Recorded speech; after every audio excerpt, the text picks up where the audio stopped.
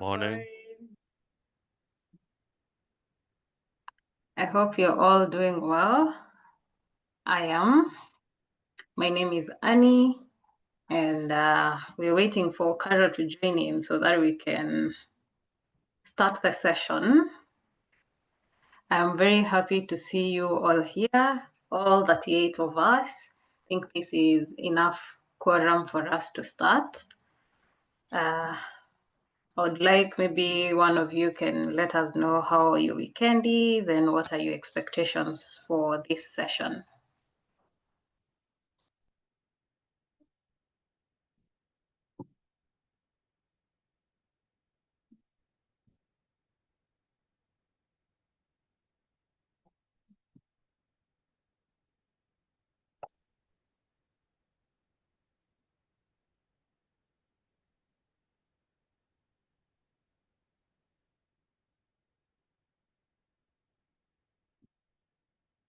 Anyone ready to tell us the expectation for the session?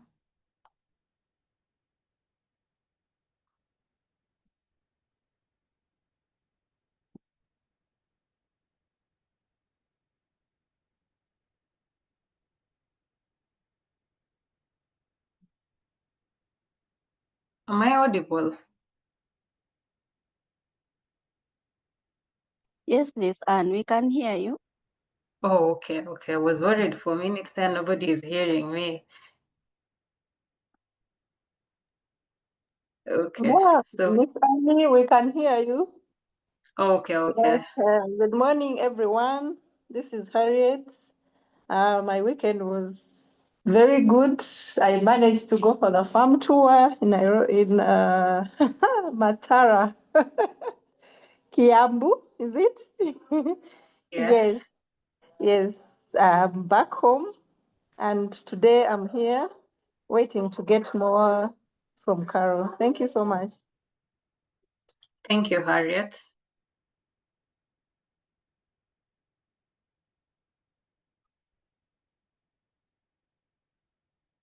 I see we have gentlemen here.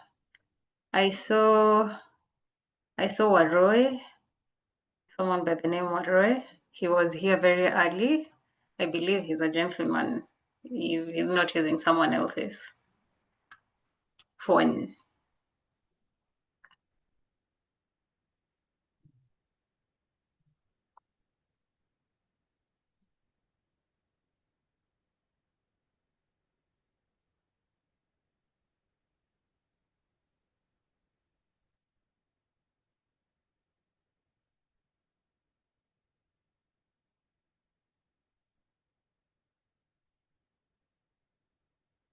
We'll come and wrap up, then we're going to questions.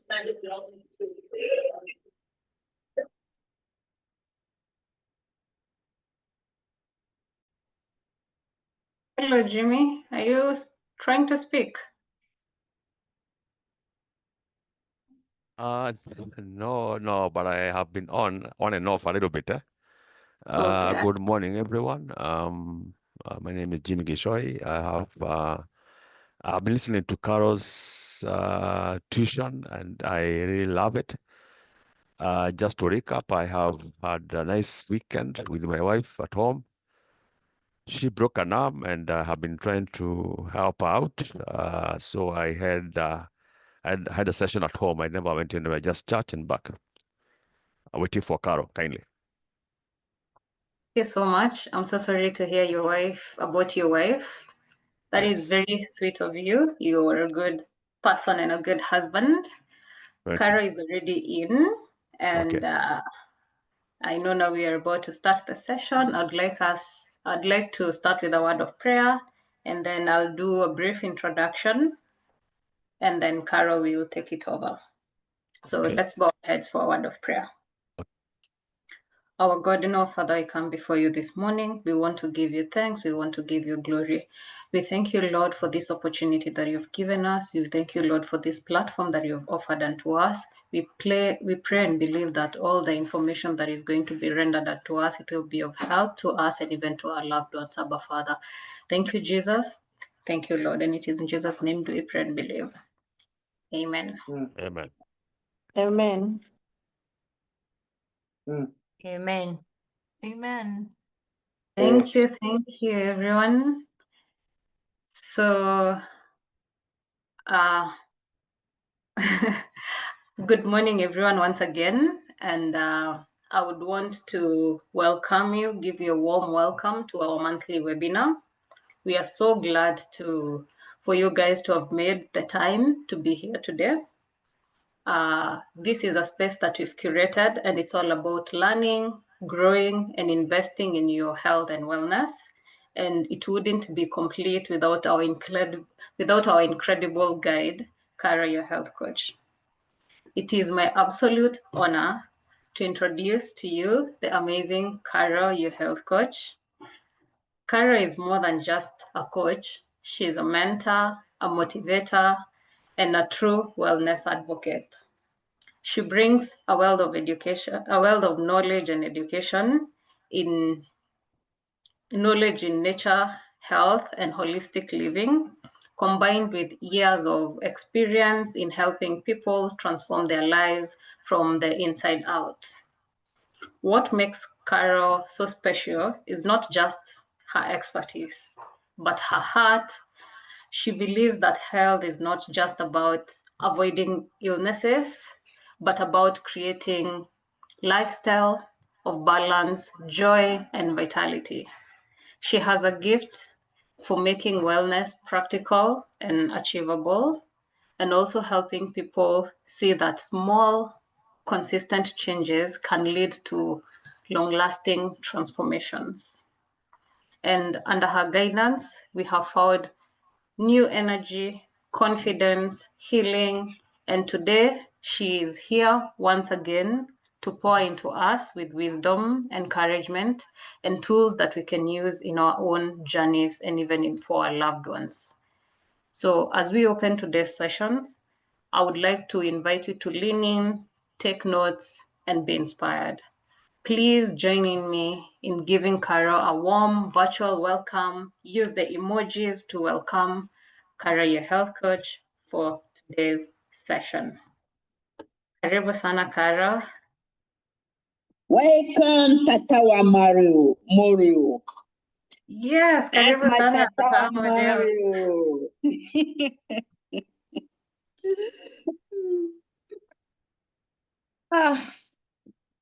What a way of introducing. Thank you so much for the emojis.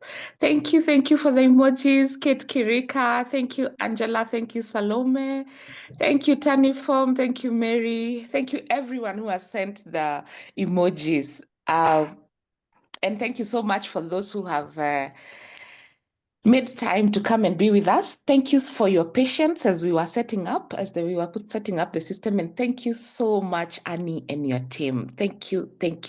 And such a wonderful introduction. My goodness. Hey, I'm happy to see you. Thank you, Lista. Oh, and I love you. Thank you. I feel the love. Feel the love, and I love you. If it's your first time to join our webinar, we do this monthly. We are well sponsored by IFNHP, the Institute of Functional and Naturopathic Health Practice, and Annie does the heavy lifting. I am really proud of who she's becoming. She has learned, and so has Milka. I know Milka is also a part of us. Milka is the principal of the Institute, and Annie is the deputy principal. We have consultants among us who have been teaching the classes. And for you who have joined us the first time, the first thing we do when we do this webinar, when you're doing this webinar, is to make sure we have a pen. I hope you have a pen. Is to make sure we have a notebook. I hope you have a notebook. Is to make sure that we have something to hydrate ourselves. This is plain water. And I will also be sipping our kombucha. I'll also be sipping our kombucha. So I want to give you 2 minutes, 1 minute. Go grab a notebook, go grab some water or something to hydrate. Whatever you will be hydrating with, it should not have milk. It should not have sugar. It should be, if it's sugar, it maybe the kombucha in the sugar, maybe that one. So 1 minute, go and get something to hydrate, get a paper and get a pen. 1 minute, then we start the session.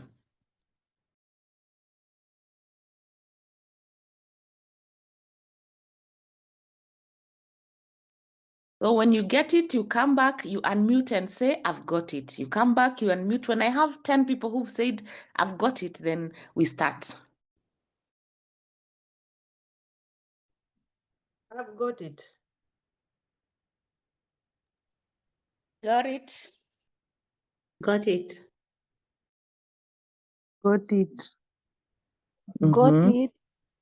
6, 5, I have mine. 6, I have mine already. 7, I'm also ready. 8,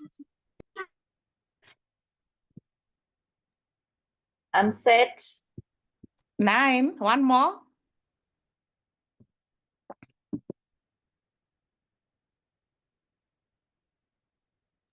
Got it. Amazing. All right. So we can start this session as others are getting the paper and the pen or their notebooks, and then hydration. So before we get to the topic of the day, I will explain why do we come here with something to drink? Why is it that we need to hydrate ourselves? So I am a naturopathic and functional health practice health coach. Naturopathy means that we leverage on nature, use it to help prevent and manage diseases. We try as much as possible. There's a difference between naturalism and naturopathy. Naturopathy, you take that which works traditionally and what works in the civilization, and then merge them together to get fruitful healing. Then functional is we don't destabilize you from your normal way of life. Instead, we work around what you have in a way that will be able to impact your life without really stressing you by changing who you are, changing your relationships, changing the way you see things. Like, for example, when we were starting, there's a gentleman who shared what happened over the weekend. I'm really sorry. It's Gidinji or something. I think it's Gidinji. Sorry for your wife and pass our sympathy. So now, if we try to destabilize him from that environment, most likely he's taking these sessions not very far from the wife so that he can have peace of mind. Like, for example, if we said he has to come to Thika for him to have these sessions, his mindset will not be stable enough to be able to pay attention to this class. Okay, so the functionality of it is that he can sit with his phone or his computer next of not very far from the wife. That's the functionality to maintain the mental and the emotional wellness of a person. So when we're talking about naturopathy, it does not mean that we run away from civilization. Naturalism is the one that says civilization is bad, clothes are bad, radiation is bad, blah, blah, blah, blah. But naturopathy, if, for example, again, allow me to use the same example, someone who had a fracture on their arm, you have to take them to hospital. They get an image to see what has been fractured, and then they'll be given either a plaster or whatever it is that they will see. However, you can't say, I'll not go to that hospital because it is bad. So naturopathic ways of life do not tell you not to go to hospital. Instead, they tell you, go to hospital, get diagnosis. Then if it's an emergency, let it be sorted there. But when you come back home, stop living like an emergency. Let me look. Again, for those who are joining us for the first time, Carol, your health coach, uses simple layman's language. I am not a medical doctor, but I try to use a language that you'll be able to understand. I also like giving examples. I love giving examples, real life examples. Like what do we say? Like, for example, by bad luck, you get information that you have lost your job.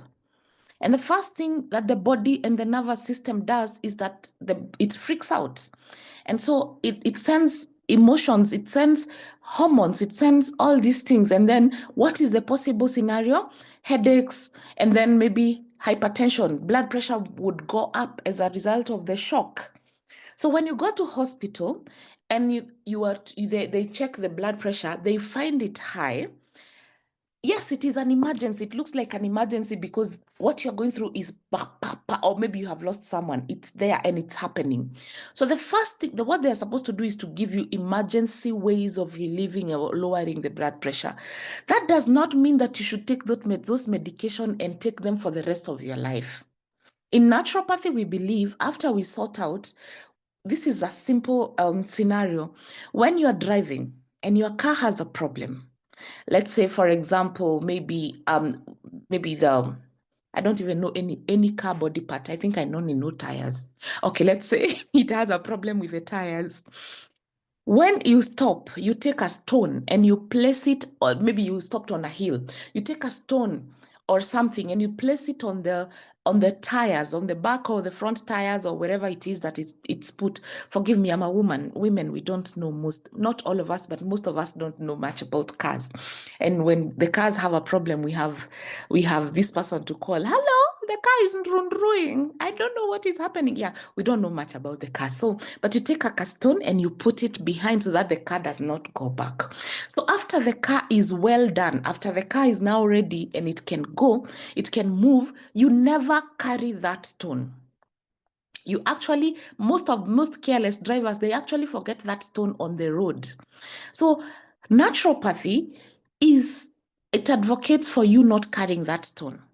Because if you go, and for example, you had that emergency of blood pressure and you go and you're given the medication for that emergency, then you carry the medication for the rest of your life. It means that you're carrying that stone for the rest of your life. You don't need the stone along the way. Instead, what do you need? You need to go to the next step where you will go and take the car to the mechanic or to go to the service if that's a problem. So what do? You take that body back to the factory. What is a factory? The factory is repairing and enhancing the immune system.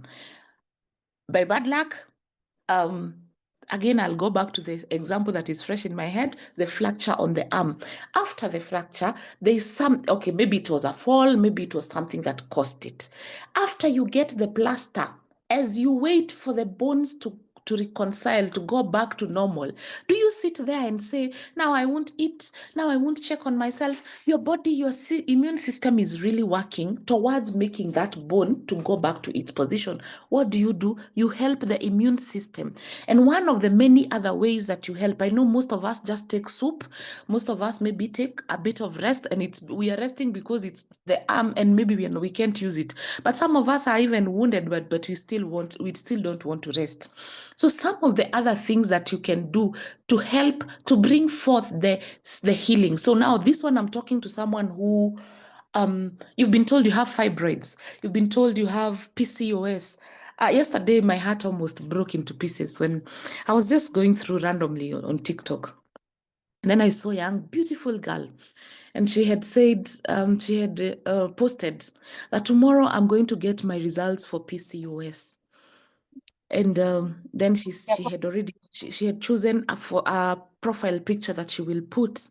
And then she said, I will be a prisoner of PCOS. And I was like, oh, this is sad. This is very sad because PCOS is not incurable. Instead of seeing the other side, that really broke my heart in pieces. But anyway, that's not the point. The point is you have been told you have this. So then what do you do? Where do you start? Do you carry your stone? I hope you got the concept of carrying that stone because you'll get tired. Even if that stone is so small, you carry it for so many years, you'll get tired. It will come with side effects. So in naturopathy, what we say is look at the 12 circles, and that's why we have an Institute of Functional and Naturopathic Health Practice to teach you about the 12 circles of life that will help you in healing. So if you'd want to know which are these 12 circles, because I'm not able to break them down here, today we will only address one circle, which is emotional wellness. So if you'd want to know more, come and join our class. It's 12 weeks program. You can do virtually. We have a whole curriculum, and in end of this year, we will have a graduation, which you are invited to. You can come as a guest and come and see what we do. And I'm looking for that curriculum. I had the curriculum here. It's a very big book, 12 Circles of Life that will help you in healing, in naturopathic and functional ways of life. So emotional wellness is the topic that we will start with. Then later in the afternoon, we'll discuss diabetes. Now, as I start emotional wellness, I will request any member of R&B team. R&B is the Rejuvenating Nature's Beam company. It's the mother company. It's the group of companies that has given birth to R&B Spa, R&B Logistics, R&B itself, the consultancy, IFNHP, and there's someone's mic that is still on. Maybe a host, you can mute it because it's distracting me. It's distracting me. So if you're a member of R&B team, please go to the chat box, write down who you are, your contacts, where you are located. Who you are, your contacts, and where you are located. Then the host kindly mute all the mics except mine, because there is a mic that is really disorienting me. I don't know whose it is, so that we can discuss the emotional wellness. So R&B team, please enter the chat box and do that. So when you're talking about emotions, I don't know what really comes to mind when we are talking about emotional wellness. You will allow me, as we continue, when my throat dries up, I can take a sip as you do the same. Tuko ndani ya kipindi tunabarikiwa. Joyce anasema jibu ni chupa. Anaitwa Enoch Bet Kamogoso all the way kutoka Italy area. Anasema Makumi present niko ndani ya kipindi. Let me see who that is. I try and mute their mic. Kate Kirika, kindly mute your mic, and Brian Mathu, kindly mute your mic. Kate Kirika, please. Thank you, dear. Thank you, darling. All right, now we are good. Some of us, I know you have, some of us have struggle with ADHD, if you know what ADHD is. And I know we will come back and talk about ADHD some other time. So it really can distract me, but now my mind is good. So emotional wellness, when emotional wellness comes to mind, most people imagine we are talking about a life without stress. No, there is no life that will give you 100% no stress, because we are in this life. And I think when I was reflecting on emotional wellness, I reflected on how it's a form of worship. For God, Allah, it depends on what and who you call your divine maker. For me, I call my divine God. If you're here, you call your divine Allah, it's still okay. If you call whatever you call, but I'm talking about the supernatural being who is above us. I was meditating upon emotional wellness, and I think that is the meeting point where it humbles you in ways you cannot begin to tell, because there's no day you will have 100% complete, no stress, no anything, no illness, no brokenness. You're just there. It's a tool. I still think it's a tool, but that is Carol, not everyone. If you disagree with that, it's still okay. It's a tool that is used to humble us and to see how vanity it is. It is a tool that is used to purify us, to be able to know how to look up to the supernatural being for help. Emotional wellness does not mean that now we are happy. Carol is happy because she's okay with everything in her life. There is one side of her life that is just not functioning as correct as she wanted. Because remember, emotional wellness, mental stress can also be caused by you wanting life to turn out a certain way, but then it did not. Yet you forget you don't have control of that certain way. So we were having a conversation the other day with the ladies in my office, and we thanked God. We actually sat down and thanked God for our opportunity to work at R&B, because sometimes we think so and so has got it all. Then when they come in and we listen, we are like, oh my goodness, I think they don't have it all. So I have come to summarize. I read a lot of philosophy. I have lots of philosophical books here, and I've read quite a number of books written by St. Augustine, when he said that my heart is restless until it finds rest in God.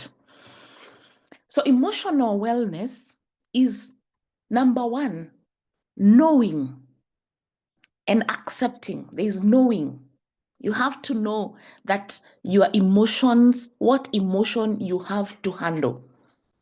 When you have made a lot of money, what emotion do you experience?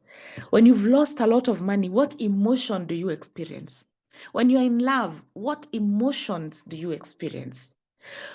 One, you know which emotions. Number two, you acknowledge those emotions. When you acknowledge, it means that you will sit with the emotions. But then how do you sit with something that you don't know? So the first thing to emotional wellness in naturopathy and functional ways of life is knowing. Then the second one is acknowledging. Okay? Acknowledging that emotion. Then identifying how it shows in you, because how I show happiness is not how someone else shows happiness. How you show your happiness is not how your spouse shows happiness.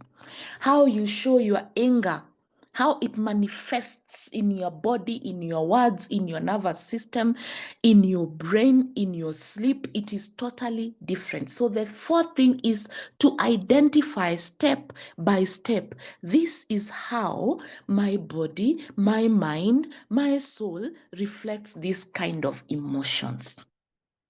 That's the fourth one. Then when you understand how they manifest and how they live within you, then you'll be able to know how to manage and to maneuver through them in a healthy and functional and naturopathic ways. If it is crying, that is how you know it, you acknowledge it, you know how it manifests, and then you sit with it, and then you allow it to flow, because you know there is no emotion that lasts. My mom tells me every now and then, the worst day you will ever have in your life, even if you live on this earth for 500 years, if you have a very bad day, it does not go beyond 24 hours. It actually does not even go beyond with 1 second. No, still 24 hours. The happiest day of your life, it's still 24 hours. There is no emotion. I imagine our emotional wellness is like a swing. We keep swinging. Some days we are up, some days we are high, sometimes we are high, sometimes we are low. So I want you to write on your notebook, how many emotions do you know? And also you can come to the chat box. How many emotions do you know about yourself? How many have you experienced this far in life? And then we will explore how do those emotions show, because the emotions are so many. Emotions is like what else? What do I say? Emotions is it's a part and parcel of our life. It is a vehicle that sends the hormones. It's a vehicle that sends the blood flow. It's the vehicle that is intertwined with our circulatory system, with our lymphatic system, with our all these things. And I'll try as much as possible, when you come to the chat box and you write for me the emotions, I'll try as much as possible and show you how that emotion affects the circulatory system, the lymphatic system, the brain function, and all these things. So how many emotions do you have? Okay, not do you have, do you know? And how many have you experienced, or what are you experiencing right now? Even right now, as you watch, there's someone maybe who is just watching me and they can't even hear what they're saying. Maybe they're just admiring my beautiful skin. Hallelujah, my beautiful skin. There's someone who could be feeling emotions, wondering whose photo this is. There's someone. So when you're watching, when you're listening, you're going through a certain emotion. Whatever is happening in your life right now, you're going through a certain emotion. There's someone who came for this session because they wanted to use the company Wi-Fi, you know. Or maybe they are happy, they are here to learn. Tell me on the chat box, what emotions do you know, or what emotions are you experiencing? Then let's begin from that point so that I can show you what those emotions do and how they affect our health, because emotions help affect our health. I'll start by sharing my own emotions. I slept at around, yesterday I slept at around, it's actually today, I slept at around 3 a.m. My emotion was, and yesterday I cried for almost 2 hours. So Carol cries when she's happy, when she's sad, when she's missing someone, when she's hungry, when she's full. Sometimes I don't even know why I cry. Sometimes I'll just cry. So yesterday I was crying, and I had a session for deep worship. And so I was praying for something that had really disturbed me, and I prayed for peace. And one of the things that I have been experiencing since last night, since the night, and even when I went to sleep, when I woke up in the morning, I'm experiencing a lot of peace. I'm sitting in the bliss of peace. And it's also maybe a way of God preparing me for me to be able to come and do this virtual session, very peaceful. So guess what? When I'm in this peace, my breathing is good. My heart is not frustrated. My heart is not beating as hard as it beats. My skin is glowing. I'm feeling peace. I feel like just smiling. That's how it's manifesting. The peace is manifesting. I know you know what I'm talking about, peace, because that is what I'm experiencing right now. Guess what? If there was any pain in my body, I don't feel it. And so that is the current emotion that I'm going through. That is the peace, the love, I'm just feeling the emotion. And when did that peace come? After a moment of tears and crying and submitting it and breaking it to God. So it came after a very hard emotion. I've looked at some of the messages that are on our chat box, and it is human nature to start with the sad things. I'm seeing sadness, anxiety, overwhelmed, frustrated, defiant behavior of an 11-year-old girl, anxiety, sadness, bitterness. At least I've seen happiness, I've seen joy, I've seen peace, I've seen fear, grief, bitterness, resentment, love. Happiness, sadness, fear, anxiety. It is naturally human nature to think and to assume that emotions mean negative. I used to be that girl. I used to be that woman. I used to be that human being who believed that emotions meant negative. But since I learned that the beauty lies in seeing the positive even after the negative, or even through the negative, I choose to focus so much on the positive. Does that mean that I don't get the others? I actually get anxiety. When I talked about ADHD, anxiety and ADHD doesn't go very far from each other. Does that mean that I don't get frustrated? I get frustrated. What I have learned is to sit down with that frustration.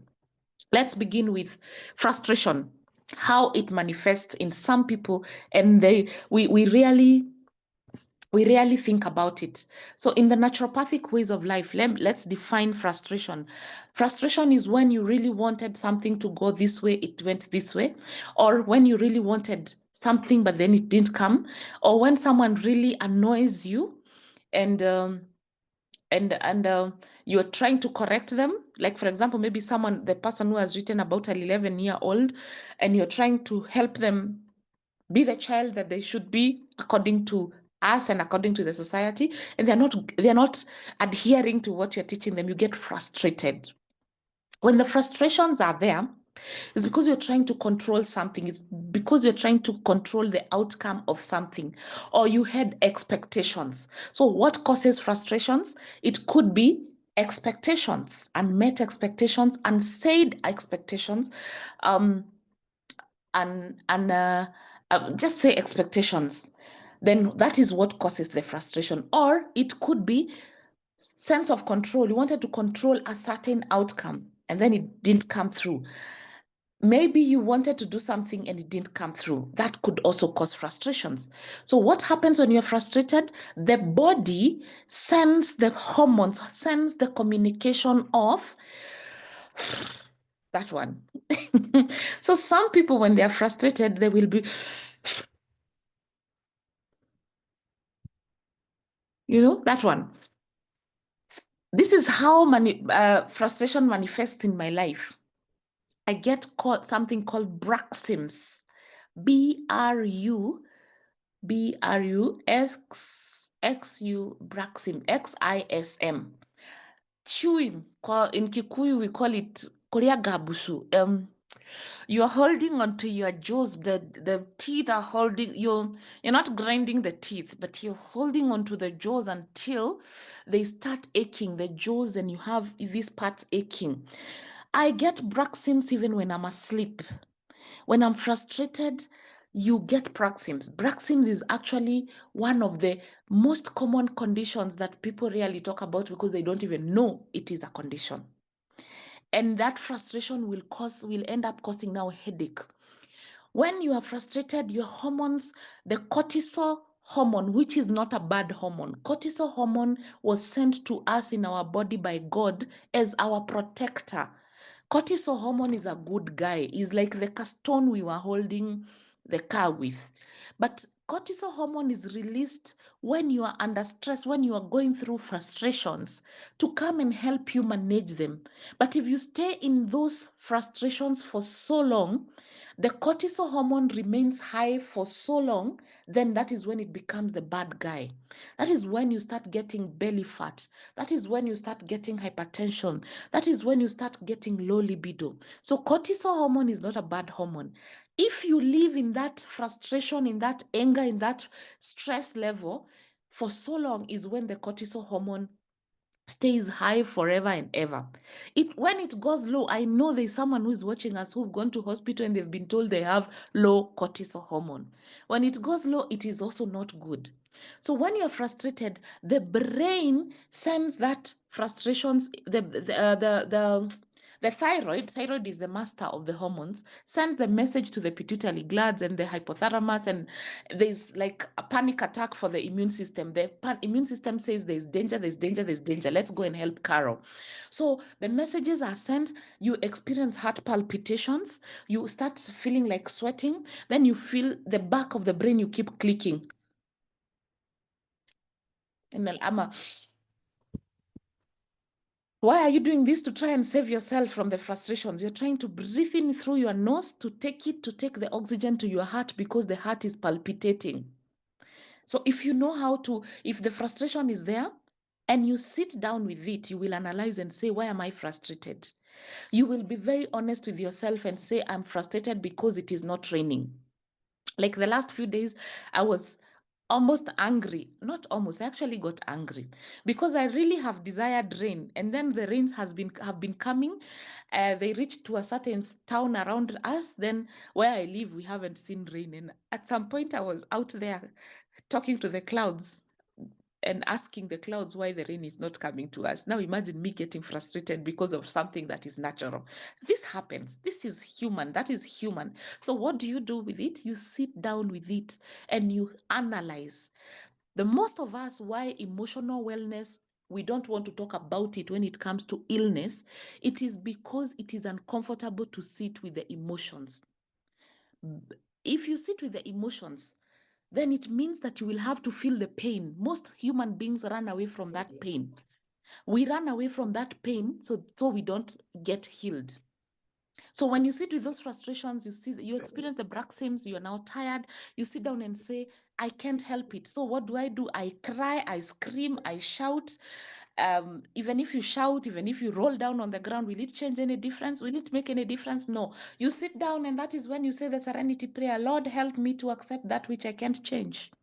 If it's something you can change, if it's your habits or your behaviors that are making you frustrated, then you sit down and you choose whether to seek for help or whether you will talk to yourself and internally find a solution.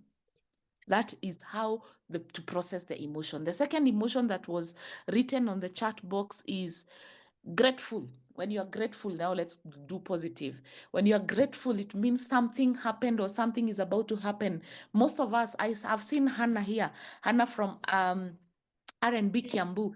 Hannah is our consultant in IFNHP, and she actually introduces herself as a grateful soul, and she even her prayers, she doesn't pray, she gives message of gratefulness. She has chosen to be grateful, and so can you choose. You can also choose to be grateful. So gratefulness is a positive, happy emotion. So what happens when you're grateful?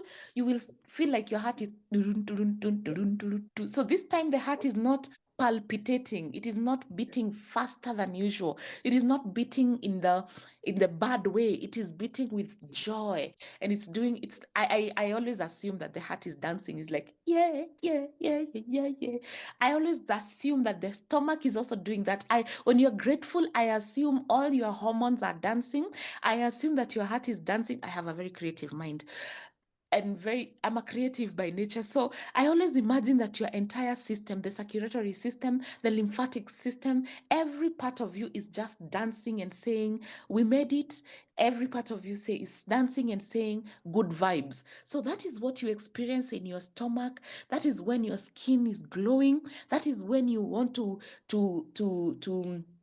have a session with your spouse. That is when even sex is sweet. That is when you're feeling really good. That is the day you choose bright colors to wear because you're feeling sexy and you're feeling all good because it is sending out beautiful vibes. Guess what? I want you to observe yourself. When you're grateful, you actually start seeing colors. When you're grateful, you start experiencing goodness. You smell good things. You start saying hi to everyone. You're smiling at everyone. It's automatic. The smile comes automatically. That is how the emotions heal. Guess what? You could actually be very, very sick. Have you ever seen someone who is so sick, but because of their grateful nature, you keep seeing them smiling or saying good things, and you wonder, aren't these people in pain? Isn't this person in pain? But then how can they still be joyful? Because gratefulness will bring forth peace, will bring forth joy, will bring forth what other emotion? Those ones, good, beautiful ones. And you want to stay there forever and ever. Amen. So when you're feeling grateful, you attract beautiful things. You will be shocked that if you're struggling with weight loss, you're struggling with belly fat. Most people keep writing to me, I have belly fat, belly fat, belly fat, Caro. I have eaten. It's not about what you eat. It's about the primary foods that we are talking about. Where are your emotions? Did you know that some of us, no, not some of us, me, I'm not there. You who is struggling with belly fat, you who is struggling with weight, excess weight, it could be, it is the body that is trying to create a protective, not could be, it is the body trying to protect you from a certain emotion that you have refused to face or to sit with. Lift your hand or send an emoji or come to chat box if you are the kind of a person who loses weight when you're stressed or who adds weight like me. I add weight when I am not in my very good emotional state.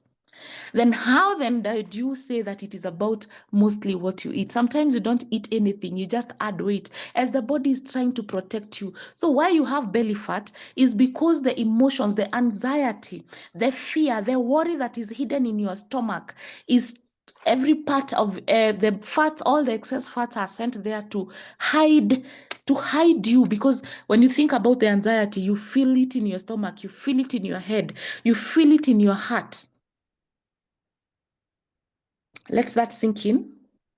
Every time we have a session and someone comes with thyroid problem, and I listen, the first questions after I do the health history, I ask them, how do you deal with someone who has stressed you? Do you speak it out or do you keep it to yourself? How do you deal with a situation that has stressed you? When you have lost money, we've lost a job, how do you deal with that issue? Those who answer and tell me I usually keep things to myself. They come with hypothyroidism or goiter.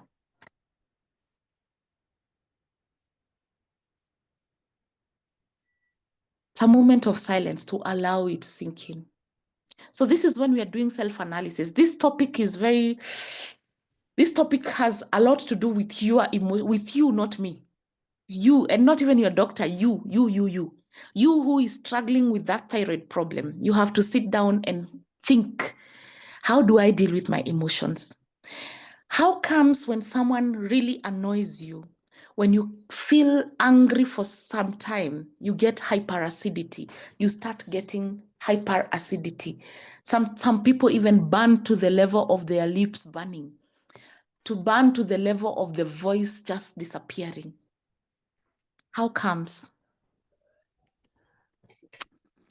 You will be shocked every time you come for a session and you tell me you have low blood count or you have low iron. When we have this conversation and I ask you, what emotions or what is it that you're not living, or what are you facing in life that is making you not want to live? Because blood is life. So why is life running away from you, or why are you chasing life away out of you? This is a very hard topic. Sometimes we don't want to have, especially when we want medication, we just want some tablets to swallow to sort the problem. Kindly mute the mic. Kindly mute the mic. So the emotions that you face, this is a conversation if and when we have a deep, serious, honest conversation with ourselves. We will find that we are ailing from the unforgiveness. We are ailing from the bitterness. We are ailing from the desire to control. Most perfectionists have these problems. When you are a perfectionist as a woman, you will keep having reproductive health issues. You will keep finding that your womb is misbehaving because you're trying to control nature, which is not possible. You will find yourself having menstrual cramps. Women who struggle so much during menopause are perfectionists. They want things to go the way their way. Perfectionists have back pains because they are carrying the whole world. You carry the whole world. So your shoulders and your back is totally tired, but you don't want to face the emotion. You want to go to the hospital and have physiotherapy. Physiotherapy will help you, yes, but temporarily. You will keep doing massages, but they will not help if you are carrying the rest of the world. If you can't relax. I've found men and women who cannot relax. They are busy looking for money that they cannot relax. If you don't sleep well, you will have these problems. Whatever emotion that you are facing, in naturopathy, it has a space to hide. It looks for a space to live. If you refuse to face and to sit with that emotion, it will look for a place to stay. For those of us who are in the WhatsApp group, are you in the webinar WhatsApp group? After this, I'll send several charts on where the emotions hide. Back pains, stomach problems. People with constant H. pylori, they will tell you it usually shows up when they are stressed. Or when they get stressed, they eat the wrong food, they get H. pylori. You give them kombucha, they get better, then they will go back to the same thing. Yeah, kombucha helps with H. pylori infections. Migraines, we stress with migraines. Migraines will come and go, but we need to identify what emotions are we not dealing with. Reproductive health problems for women. I'll start with the women. If you are here and you have ever had a session with me, you can tell others. And if you are planning to come and have a session with me in regards to polycystic ovarian syndrome, infertility, fibroids, ovarian cysts, and such things that relate to the reproductive system of a woman, get ready to have this very uncomfortable conversation with me. I have read quite a number of scientific papers that have proven without reasonable doubt how, when you don't heal your childhood trauma, your womb will come back crying for you. There are so many papers that have been done scientifically of how Girls struggling with polycystic ovarian syndrome, PCOS, are girls who are who got paternal neglect. So they have daddy issues. And when there's not once, not twice, not thrice, not 10 times, we have had this session with ladies when they come in. And the first 3 sessions, 2 or 3 sessions, if you agree to open up faster, the first 3 sessions, I don't even tell you any products to buy. Instead, we try and sort out, go back to the root cause, the emotions. Because when a girl was paternally neglected by her father, the father was maybe physically present, but emotionally not present. The father maybe did not be able to provide security and such things and protection. The girl builds hormones out of those emotions. She feels she builds a bubble for herself and tries to protect herself. And that way, she starts releasing hormones that are more men related. These are still the same girls who will sort it out, but then when we are in our 20s, in our 30s, when we go to relationships, we become the men, we wear the pants. And that's how we explain how we are growing beards. This is an uncomfortable conversation.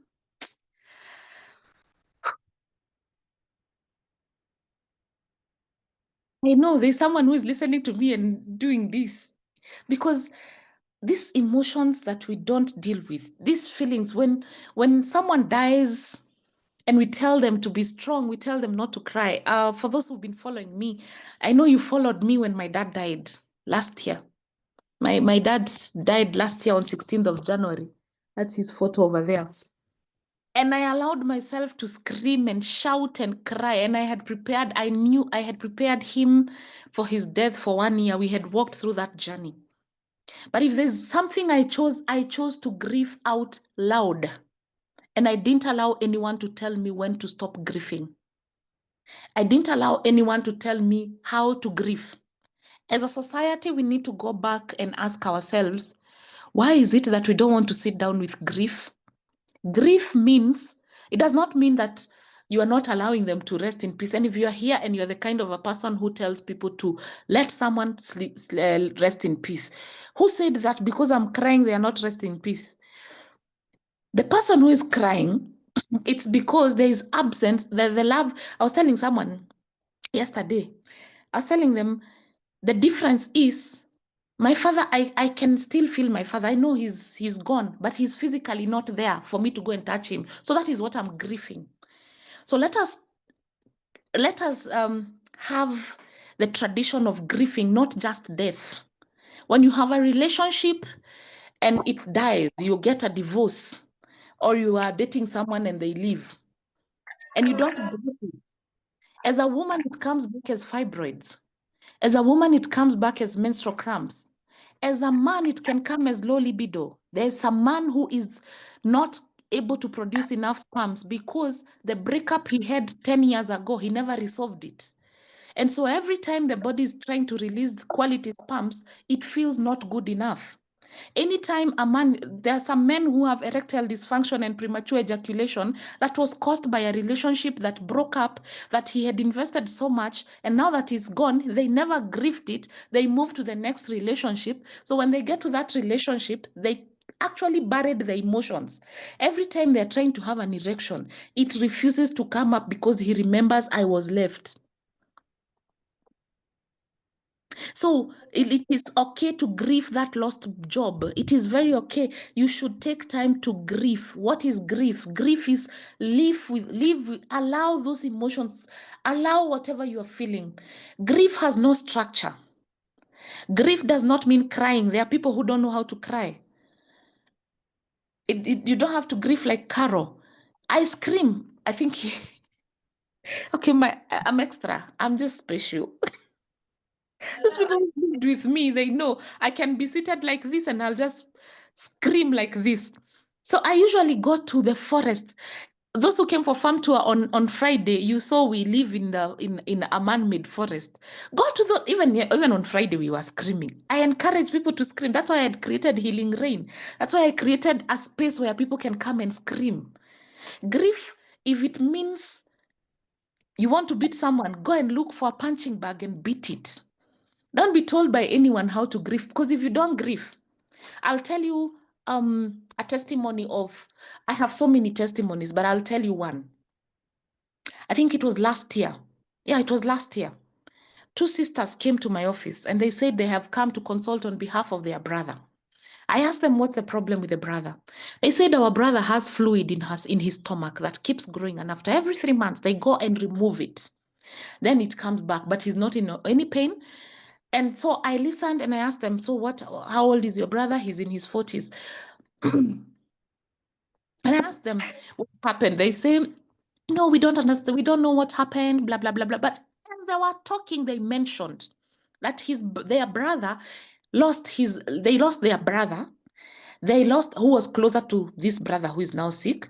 They lost their parents, and this brother, their brother, is the one who was living with the parents. I told them, stop at that point. Go home and bring me your brother. Because you think he needs herbs. Because I like it when people come to my office and they think that my work is to sell herbs. No, selling herbs is a by the way. That one came as a by the way. That was not my main calling. My main calling is to give information and awareness. And then when I give the awareness, if you accept and you believe, then now the herbs will go and help you. So the next time you come to my office, I don't sell herbs. The next time you write to us on R&B platforms, we don't just sell herbs. We sell healing through information. So we first inform you, and that's why we take a health history to ask you, so how long has it been? Where have you been? To identify other things that could have caused the problem.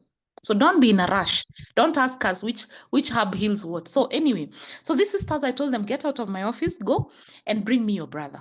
And I told them, okay, I have this session. I'll be doing a grief session in Rongai. I was doing a grief session in Rongai. And they brought him for that session. And people shared about grief. People shared about what grief has really done to them. And kindly mute the mic. Host, please be on the alert and help me mute these mics. So this family brought the brother, and indeed the brother's stomach was very big. And I told them, give me a chance to speak to him. And we had a chance to talk, and we realized he has never spoken about the loss of his brother and the loss of his parents. And no one really sat down with him to understand what he has been going through. We had this conversation. So the fluid that was building up in the stomach was just the body not knowing where to take the emotions of the grief, the unresolved grief. And so every now and then it would just come into fluid, because together, let's think together. When you are anxious, when you are worried, when you're frustrated, when you are sad, your stomach, you have butterflies. So it can come in form of fluid. It can come in form of anything. So for this gentleman, it had chosen to keep growing as a fluid. So the more they remove it, but they never have a conversation. They never have a conversation. I allowed him to go through the grief. Quite a number of my clients, we have had to go back to the grave, to the day that the death happened, to the day they lost their marriage, to the day they lost their wealth. We have had to go back there to grief. Another example I'll give you is a lady who was brought to my office in her 70s. She was brought by her 8 children, and I think 4 of them were doctors. They came, she could not even walk. She had not passed stool, she had not fat, she had not passed gas for more than 4 months. And they came with medical reports. As is the tradition, most people come with a lot of medical reports when they're coming to me, and I appreciate, because that is where to start. They came with the medical reports, and they of course, before I look at the medical reports, because my desire is to be, as a naturopath, I want to connect with you as a person, as a human being first. I don't want to see you for the records that you have. I want to see you for the human that you are first. I want to read your emotions on your face. I want to see your body language. When you come, when I meet you, the first thing I'll see your skin, I'll see your eyes, I'll see your nails, I'll see your body language, I'll see how you're carrying yourself. I'll feel you as a human being first before you define yourself as per the medical reports. Not to say that the medical reports are not important. So these ones came, and I told them, tell me about mom. And they were there. So I noticed the first thing, that the mother could not converse in English, neither in Swahili. The Swahili was really broken, but her children spoke in English, and they spoke in medical terms to me. And she was just there looking very lost. So as they were telling me, they mentioned one thing. They said in April, she had a hysterectomy. I asked them, did you tell her that what hysterectomy is or what happened to her? They told me no. I told them, give me a chance with her. I went to the shop. I asked, I think Betty or Irimo, that back then we were in Witavia House. I asked them, in this cup, give me some Simos, I did indigenous tea, Simos, a very small glass, Simos, indigenous, and some kombucha, and I mixed, then I gave her. So when oh dear, microphones, sorry. My flow of thought just disappears, but then let's come back. Okay. So I came back with this glass, sat down with mom. And in my broken Swahili, I went down to her level with broken Swahili and I told her that 13 years ago, of course, that time, I think it was 10 years ago. 10 years ago, my uterus was removed. And then you could see her face change when I started this conversation. As we were talking, I was feeding her Simos, indigenous, in a very small glass. Simos, indigenous tea, and some kombucha, which is mixed in one cup. And we had this conversation. I told her my uterus was removed. You could see her face change. And then slowly she started sitting down. And then she asked me about it. And I asked her how she felt about it. And she told me I was very angry. I'm still very angry because I don't understand why my children removed his uterus. So I explained to her in layman's language why it needed to be removed. And we grieved her uterus together. And before the 1 hour was over, she said she wanted to go to the toilet. I asked the daughters, please go and take your mom to the toilet. She went to the toilet and all the dirt that was in her colon came out. She diarrheaed. So some of your blockage in your stomachs, it has nothing with what you're eating. It has everything to do with the emotions that you're holding on. I see people trying to treat constipation. There are people who are always constipated, but they are always holding on to emotions. Yes, staying in that toilet for long without messes up the rectum. Yes, not eating enough fiber causes constipation. But if it keeps coming, ask yourself, what emotions am I holding on to? If you're the person who deals with hemorrhoids and piles so often, ask yourself, why do they keep coming back? If you're the kind of a person who is always diarrheaing, what are you afraid of? Because diarrhea comes when you're scared, when you're afraid. Why is it that you keep diarrheaing? So the next time before you rush to hospital, ask yourself, what emotions am I holding on to? What am I not grieving? And it is okay to grieve even if your glass broke. Accept that you have lost. And in accepting there is pain, sit down with that pain. Sit down with that pain of that relationship. And then that way, you will learn how to let go. Some of us are also sick because we don't know how to let go. Things are not working, but you're still holding on to them. You are depressed to the core. Your shop is not working, and you still want to open it every day. If there's a gift I prayed to God long ago, and anyone who has lived with me, around me, they will tell you, I let go so easily. I let go as if I never hurt. But yes, I hurt. I have never learned one thing. I have learned to give my all when I can, so that when time comes for me to let go, I will have no regrets.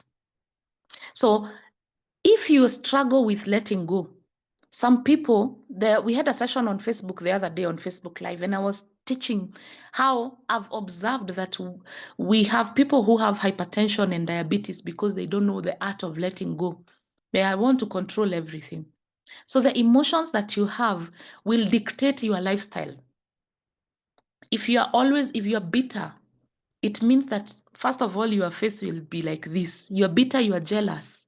You will always be like this. So when you hear someone else is happy, when you see someone else doing well, you will always be very, that's your lifestyle. Then you'll go to bed and turn and toss and sweat as you sleep because you are just frustrated. Then What happens? You will even come to R&B and buy a whole gunia. You can come and buy the whole shop, but they don't work. You can go to whatever hospital and get, if actually, now that we are being very tough, this is tough love. If you are watching me, if you are listening to me, and you're the kind of a person who has a whole cabinet of medication for headache, for stomachache, for swollen legs, for I don't know what, for what, I want you to go and have a meeting with yourself. That is not normal. Go and ask, what are you running away from that you keep hiding with those medication? If you're the kind of a person who buys things left, right, and center with some most is it called shopaholics? That every time you have a certain emotion, you go for shopping. That's not normal. Go and sit down with your emotions. If you have come to R&B and have bought a dozen of herbs, you have bought everything, but you keep procrastinating and not taking them, or taking them for 1 week, then you stop, then you say they don't work, then you go to Healthy You, then you buy, then you say they don't work, then you hear, I don't know who else is doing organics, then you hear, I don't know who, you never finish even a dosage. That's a problem. What emotion are you running away from? What emotion are you refusing to face?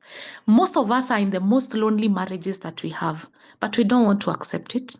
We don't want to find our own joy because we went into marriage half. Instead of find fulfillment within you. Go and find another full partner. Live together, not to fulfill each other, but to help each other fulfill their life purpose. Let me repeat that again.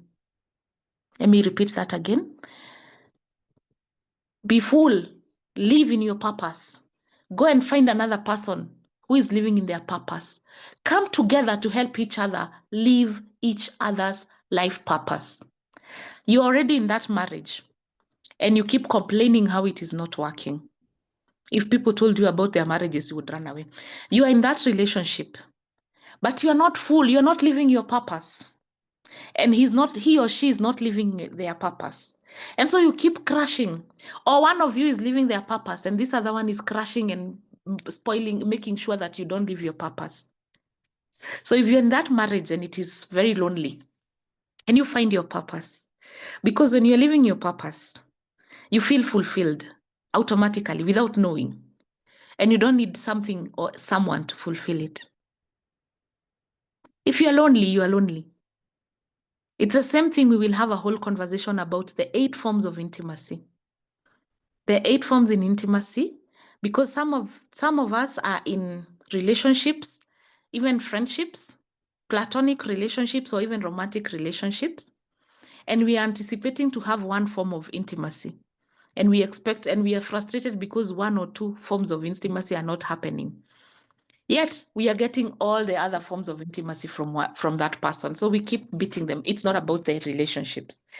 So what happens is when you don't sit with those emotions, especially the negative emotions, they go and look for somewhere to stay. Lymphatic system is the noisiest of them all, especially for men and women above 40, maybe above 30. Lymphatic system will always tell you when you're not okay. When you're sitting with bad emotions, you will have water retention. Your feet will start swelling. Your underarms will start swelling. You'll start having body swellings that are not making sense. You'll start having fluids. Start having fluids accumulate in places that they should not accumulate. Start having cysts because the messages that are being sent the system is just going down. And the worst now is when you don't sit with emotions and you don't sit for so long. You run away from those emotions for so long. They encourage a lot of inflammation. And that is when autoimmune diseases come in. That is the end result of sitting and refusing to face negative emotions for a period of time. But again, we want to blame it on genetics. We want to blame it on physiology. We want to blame it on diet. We want to blame it on lack of exercise, but we don't want to blame it on emotions. Whenever I have a client who has rheumatoid arthritis, and my team will tell you that when you call and you say you have rheumatoid arthritis, I tell them, do not recommend any health product. Tell them to come for an appointment. When I have someone who has cancer, someone who has lupus, I tell them, let's have a one-on-one. And when we get to the one-on-one session, we don't come and talk about diet. We don't come and talk about such things. We come and talk the emotions that are seated somewhere. And 99.9% of every person I have sat with who has rheumatoid arthritis, they will tell me, yes, indeed, before I was diagnosed, or even when I was diagnosed, I was going through something that I had not shared with anyone, or I was going through some stress that I didn't know how to handle. And then when we start from that point, even the pain starts going away. There's an interesting book. I can't find it here. I don't know where it is. My bookshop, my library is here. But the author is, after this, maybe again on the WhatsApp group I'll share, but the author is called Wendy Green.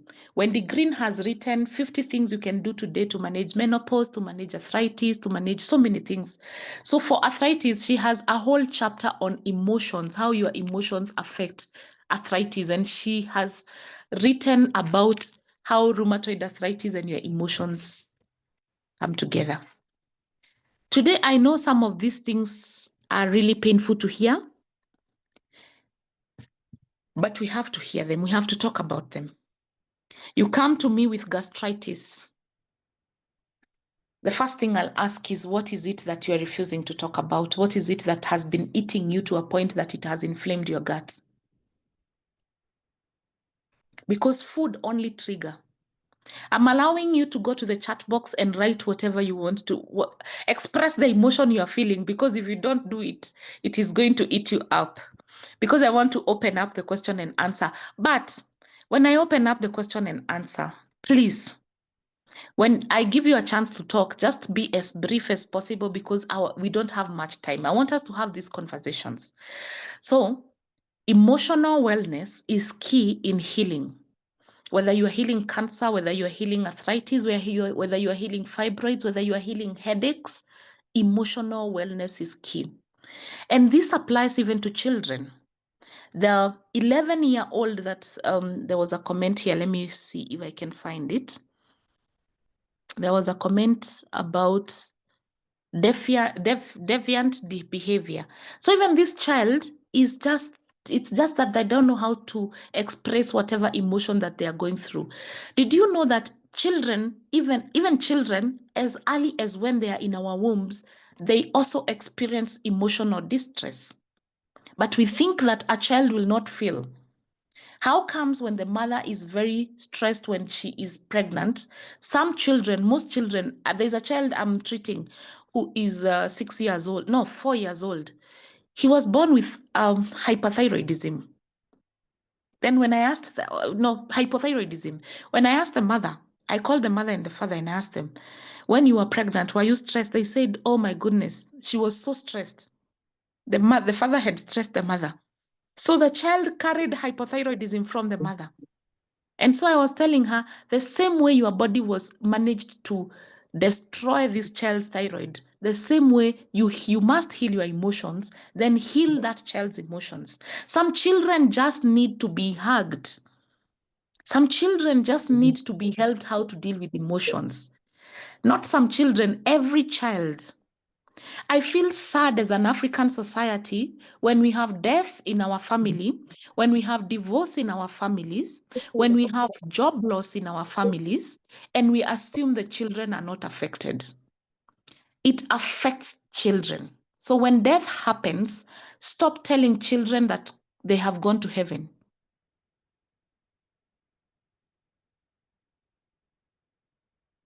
I'm not hanging. I'm just using very tough words. Instead, explain to that child that the same way we were all born, the same way all of us will die.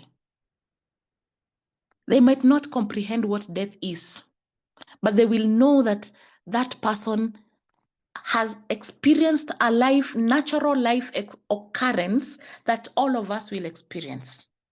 And then we stop fearing death. Some of us feared death for so long because of how it was painted. Today, I don't fear death because I know it is inevitable. So today I don't live as if I have the whole lifetime ahead. I might only have 5 minutes to go. I might have 40 years to go. But most of us are here, and some of us actually are the best Christians who are singing how they are going to heaven. And you are living as if you are living in this world as if you're not even happy about this world, waiting to go to heaven. So I stopped fearing death, but as a young child, I grew up fearing death because of how it was painted. Guess what? I have so many people, I'm having so many women with fibroids, so many women with PCOS, with uterine problems, reproductive health problems, because they lost their mother or their father when they were 6, 7, 8.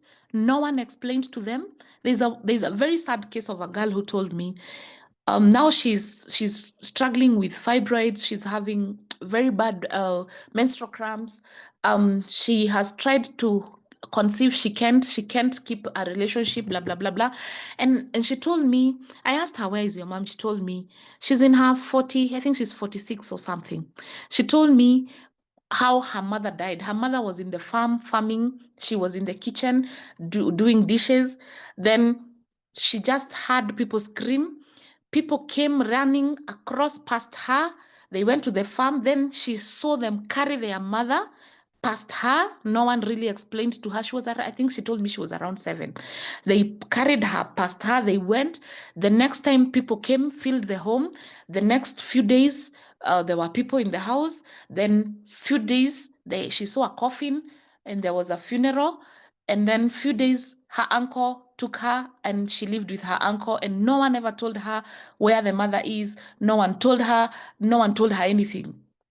So now as a grown-up, she's grieving. Her body, her womb is grieving. She can't even maintain a relationship. She's scared of everything. She's scared of loving because I loved my mom and now my mom is gone. And no one really explained to that child. So that adult is suffering the pain of a child. So let us agree that the 78 of us who are here, we will stop treating children as if they're not human beings. They have emotional life. When your husband and yourself, when you and your wife are fighting, children have emotions. I have in my latest book, my voice is straining. My latest book, I have tried to share a bit how my father's life affected me as up to an adulthood until when I started healing daddy issues. The disability that comes. So the 78 of us who are here, we will agree that if by coincidence or by whatever, I don't want to say by bad luck, because sometimes even some divorces come as a good luck, but we don't see it. But if it happened in life and there was a divorce, allow the children to mourn. Sit down with the children. Don't tell them how bad the other spouse is. Instead, ask them, sit down with them, feel the emotions with them, walk with them. It's not your business to tell them how bad their father or their mother was. Instead, let them grieve the fact that the family broke. Because if you don't do that, it will come back biting on you. I saw yesterday on TikTok again, a lady who was crying because she took away a phone from her 12-year-old son, and the son brought the house down. He broke everything. That house was like, she was just crying. What has happened in that situation? That child, by the time they are getting to 12, they were not given a chance to express their emotions. So many adults we have, men who don't know how to express themselves because they were suppressed when they were young. They were told men don't cry, men don't talk about their emotions, macho, I don't know what. Women who don't know how to speak slowly and quietly, they know how to shout because they had to shout when they didn't know how to manage those emotions. Now, this topic is so wide about emotions because it affects our relationships, it affects our way of life, it affects our jobs, it affects our life purpose, but we have agreed on few things before I open the chapter of question and answer. One, we will identify every emotion we feel. Feel it. And what you're feeling now is not what you'll feel tomorrow. If someone comes and tells you you are a dog, what emotion will you feel? At that moment, when you're angry, when you're feeling like that, how does it manifest? So how do you do it? Do you know yourself? If someone calls me a dog, I will punch them. So for me, does punching make it worse or make it better? So the next time someone comes and calls me a dog, I'll feel it. Will I walk away? Will I talk about it? Will I talk about it there and then? If you're created like me, I would rather talk about things that are hurting me there and then. Some of them. But then the others, I'll keep down, I'll keep quiet. And then after a while, I'll come and tell you so and so. By the way, I felt bad when you did this and this and this. Are you the kind of a person who just keeps quiet? Are you the kind of a person who hides through laughter? There are people who laugh a lot, and it's a sickness. Yes, let it sink in. There are people who laugh and talk a lot. It's because they're hiding certain emotions. They don't want you to see how broken they are. There are people who are very social, extremely social. In every social event, you will find them. It's because they're hiding from a certain emotion. Now I'm opening the question and answer. Come to the chat box and ask any questions. Let's discuss this. So Gracia's Health Solutions is saying, so true, I had hypothyroidism and goiter. I used to suppress emotions and a lot. Thank you, Gracie. Thank you, Gracie, for sharing. And you can find Grace in Eldoret, our Eldoret shop, and she will share more. You hit the nail on the head. I'm also for grieving. I lost this. Oh yeah, you lost Mary. Yes, telling me it is well. It is not well at that moment. It's not well. Allow me to sit with it. Then after a while, let it be well. I say it is not well, but it's gonna be well. Yeah. So I'm reading. Why would strangers be calling me? Jockey, you're being called by strangers. I wish I would know why they're calling you. If you want to say something, please lift your hand. Just raise your hand like this, and I will, and you will be then you get a chance to say something. Why would strangers be calling me? Okay, I don't know why they are calling you. All right. Can you talk about vitiligo, Lydia? Vitiligo. Vitiligo is an autoimmune. I've observed something. There's a lady who I was working with who got vitiligo after her husband died out of stress. And every time she's so stressed, the marks would grow. So if you have vitiligo, I'd want you to observe what makes the marks grow. I really don't like talking about diseases halfway. So maybe we make a date and have a whole 2 hours of talking about vitiligo. How do you deal with parents who you need to forgive by talking to them about how they wronged you, but you are not able to have conversation with? So Lillian, I know what you're talking about. I have shared in my book how I needed to forgive my father, but I didn't know how to start that conversation. And my breakthrough would actually only come after I forgive him. So let me tell you the sad part about our African society. Our African society made the parent to be always correct, which is not right. Not always we as parents. I think that is why we are creating this ripple effect where we say that we are going to live a naturopathic and a better way of life than our parents. Before before us, or even maybe some of us, if you are that kind of a parent, please, you need to call yourself for a meeting. You're not always right. You're not always correct. It is important to listen to the children. It's important to know their emotions and all these things. So previously, this is a conversation, Lillian, you might never have, especially if you're past millennial. You're millennial, huko nyuma. Those parents will not understand. So do yourself a favor and either find ways and means. I've shared some few tips of how, for me, I actually am the one who went to say sorry to my father. And I'm telling you, it took me years and it was very painful for me to say sorry to the person who wronged me. For me to heal my wounds, I needed to go and say sorry to my father. And then I learned the art of massaging. I used to go and massage his feet to heal him as a healer, yes, but it was also a way of reconciliation. If you can't talk to those parents, one, stop taking, there are people who try and buy forgiveness. So there are those people who visit their parents with a lot of shopping and they give them a lot of money and they expect forgiveness to come in. No, that is not forgiveness, that is buying. And even when they pass on to the other life, if they do pass on before you, you'll still feel bad about it. You have to sit with those emotions. You can choose to do either empty chair therapy. You can go to a therapist. You can do what is it called? I can't remember the name.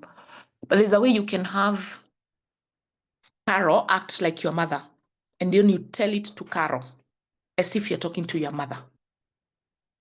This also happens to people who are wronged by their parents. They are so angry about them and their parents are already dead. So the secret is it has to come out of you. Even for those who read the Bible, it says out of the abundance of the heart, the mouth speaketh. Out of the abundance of the heart. So if you have a lot of unforgiveness and bitterness and it stays in the heart, it will keep disturbing you. So it needs to come out. If it means you call them, you say, Father, you wronged me here and there and here and here, and even maybe they're not even hearing. If it means writing it, if it means that's why you need a therapist. Go to a therapist and they will help you through it. But for the parents, sometimes it gets really complicated because people expect that parents are always right, and it is not always true. So Lillian Chesh, maybe I can link you with Annabelle. Annabelle does sessions. Bella, if you're here, kindly, if Bella is here or if any of our people are here and you have Annabelle's phone number, write it on the comment section so that Lillian can get the phone number and book a session with Bella. I feared divorce. First, I knew that I could not give an excuse of separation. Like I hear my neighbors and friends say my wife is hard-headed, stupid, etc. I knew that it was me who chose her. Therefore, because it's me who chose her, who is stupid, it's me. First, I started by understanding what this animal called love is. Is it making you feel some hair rising or butterflies in your stomach? Some sleepless night? Blah, blah, blah, blah, blah, blah. Nope. According to me, love is understanding. Now that is hard to understand. Being a Christian, Jesus knew us, knew our failures, knew our inabilities, etc. So he so loved us and chose us by understanding to die for us. What do I mean? I give an example with my wife. I had to know her low and high mood swings, know her people, siblings, relatives. There could be witches, night runners, etc. Yet I'll acknowledgeably go ahead and marry her without a mama. Now that is love. Love is the greatest emotion I had, but I think I understand it. Interesting. Okay, interesting. Oh, Joki, strangers are calling you mom. It should not be annoying. That could be your life purpose. Hey, Njoki, Abu, talk to Annabelle, you will find maybe that is your life purpose. It's just your purpose calling you. Don't be annoyed. That's your purpose calling you. I want to say thank you. I'm feeling best. Keep up the good work. God bless you. Thank you so much, Kate Kirika. our eye cataracts, Lydia and Jimmy, I really avoid talking about diseases halfway. Let's get another date and come and talk in details, because if I talk about one thing intensively, I get fulfilled, and I also get to share as much information as possible. So let's stick to the emotional wellness. But Annie is taking notes of all these topics, and she will slot them. We have a timetable. We have a timetable of where we slot the topics. I have a son who didn't cry at all each time we spanked him when he was younger. I'm afraid some kind of emotions would affect him. Am I right? Yes, there is a possibility that will happen. And also there's something that happened to help to make him want to not cry. Something, what do I say? It is natural for a child to cry when you spank them. Okay? So for him to not cry, something in him, in his subconscious mind, must have told him that I'm not going to cry. I don't know whether I'm making sense, but I hope that when he grows up a bit, he can now be aware of himself and now go and be able to say exactly why, be aware of why. It's not a bad thing. It would be bad if only he kept it for the wrong reasons, but he needs to understand why. When he understands why, then he'll be able, just like Givenji has said, when you understand something, you live with it. Carol, if the parent is dead, you can also go to their grave and talk out yourself. Yes, that is okay. Yes, we have Annabelle's number there. You can book a session with Annabelle if you want to know how to get over that anger. Joki, stop running away from being called mom. That is your papa's calling you. Annabelle will help you in finding Yes, Tabby knows. Tabby tells you, please love it, because many would wish to be called mom. Papas is calling you. Yes, Tabby knows what we are talking about. When your papas chooses to call you, it can really like you.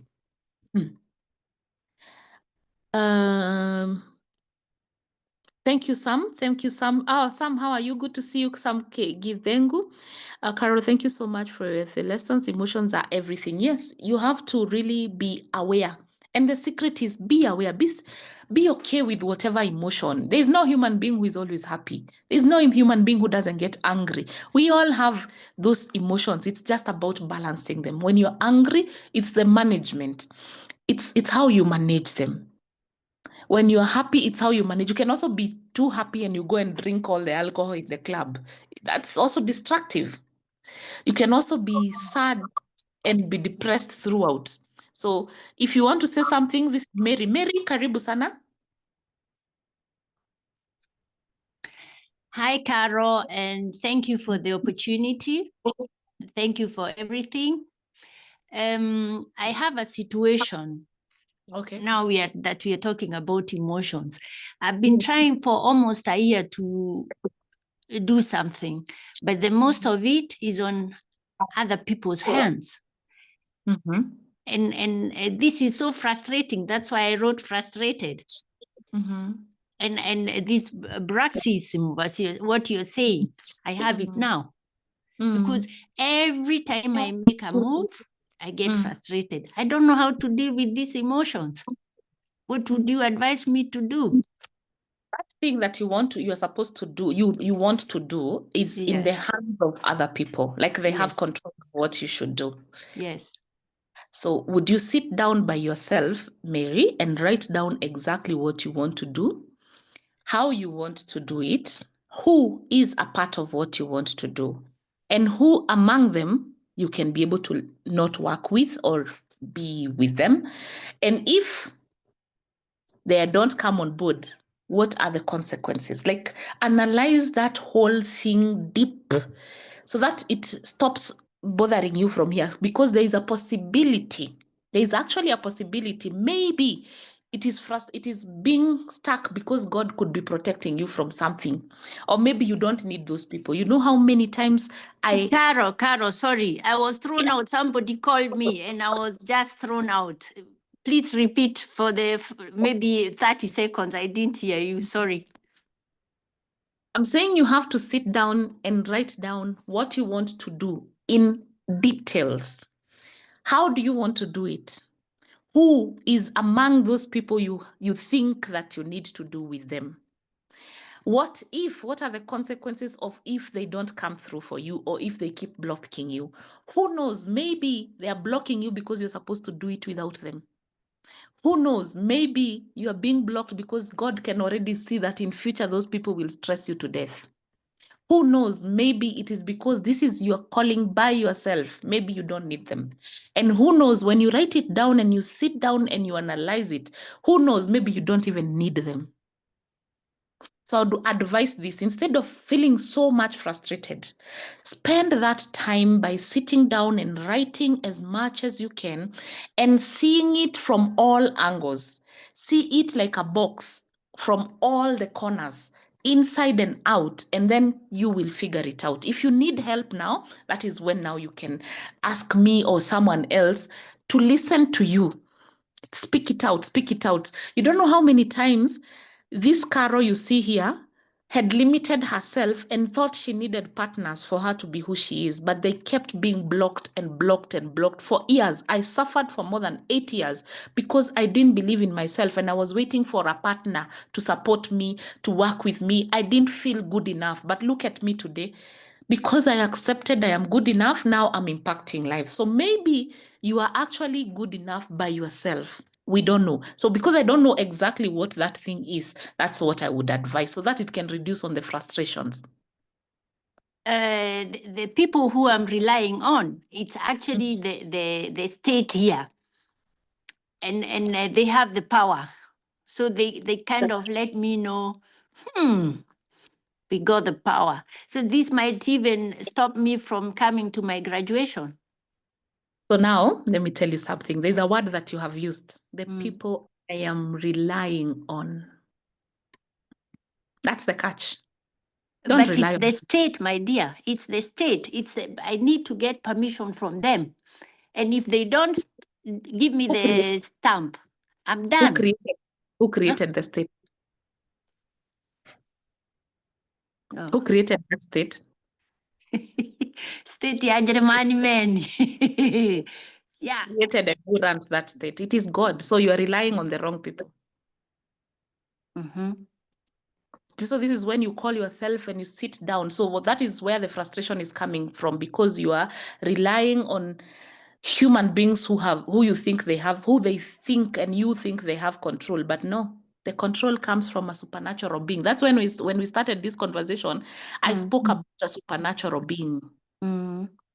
So it is your spiritual, because the 12 circles of life, there was also spirituality. This is where some emotions, they need you to go back to your spirituality. And now go back and ask for reinforcement from wherever. Sometimes emotions come to shape us so that we can have stronger faith. Who knows? Maybe faith tested. Yeah, definitely. Is your faith that is being tested. So the frustrations is understandable, but we always forget a part of the healing is that we have to rely on a supernatural being above us. That is why in the 12 circles of life, spirituality is key. It is among the parts of healing. So in your emotional wellness, you have to depend on God. I've just told you how yesterday I was feeling not at peace. I cried for hours. I cried to God. I was not crying to a human being. I cried to God. I felt so good and I prayed for that peace and I got my peace. So peace will come whether they give you the stamp or not. If God wants you to come to Kenya, imagine you will come. If he doesn't want, imagine you will not come. And there's nothing you can do about it. So that is why I'll take you back to how to let go. Let go and let God. So frustrations comes when you don't know how to let go. But I send you big hugs and I ask, look up, look up, look up. Thank you, dear. Thank you, dear. Thank you. Who knows? Maybe we see us in November. Who knows? Who knows? Thank you, my dear. Karibu sana. Someone else had raised their hand. And thank you, Mary, for sharing. It is not, I know it is not easy to share in a platform full of strangers. As I wait for the next hand, let me try and read this. Pet says, Carol, thank you so much for these lessons. Emotions are everything. Yes, indeed. How do I handle my emotions of feeling overwhelmed about a lot around me? Taniform, I'll tell you what I've just told Mary. Taniform Mary, I'll tell you, look up. When you feel overwhelmed, it's because you're chewing more than you can handle. So what do? You break all that is happening around you. You break it into smaller pieces. Instead of seeing Mount Everest, I want you to go and start seeing antihills. Take whatever, like for example, let's say you are seeing, I am overwhelmed because I'm broke. But then if you get overwhelmed, then you'll have anxiety. So you take that brokenness and you break it down and you ask, why am I broke? Is it a decision that I made that maybe did not make financial wellness? Because remember, our 12 circles, financial wellness is also a part of healing. Financial literacy, that's why we do the social entrepreneurship. So you sit down with that, whatever is overwhelming you, and say, you break it down. Is it something I can change now? No. Is it something that I need patience? Yes. Then it means I'm being taught about how to be patient.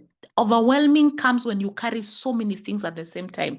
So the secret is break it down into smaller pieces, and also refuse to pressure yourself. You've seen, by example, when I'm asked a question on the chat box and it is not that day to discuss that topic, I'll not be overwhelmed.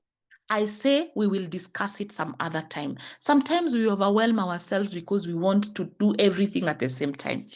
Dan says, thank you, Carol, for the session. We appreciate it. I have done so many mistakes in life all around. And at some point, I feel frustrated. I find it hard to forgive myself and forget what can I do. So then in my book, this book, I have written the 9 different forms of forgiveness, which includes you. The hardest person to forgive is yourself. The hardest person to forgive is me. And I have, actually, let me see if I can find it. If you have read this book, it's a very small book, by the way. A very, very small book. So there are different ways of forgiveness. What emotion do you feel when you feel something rising in my stomach? Could be anxiety, could be overwhelming, could be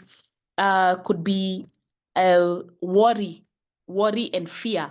Normally it is worry, fear, anxiety, overwhelming. That is what is reflected in the stomach. Hi, Carol. Thank you for the session. I would like to ask, how does one identify their purpose in life? Faith Moshiri, identify your life in purpose. Your purpose, you were born, it came to life when the sperm of your father and the ova of your mother met. The moment that is when your purpose was born. You carried through it. You still have it. And even after you leave this world, by the way, first of all, you cannot leave this world naturally if you have not fulfilled your life purpose. So how do you find it? You find it by sitting with you deep down. Sit down with yourself. Find you. Be self-aware.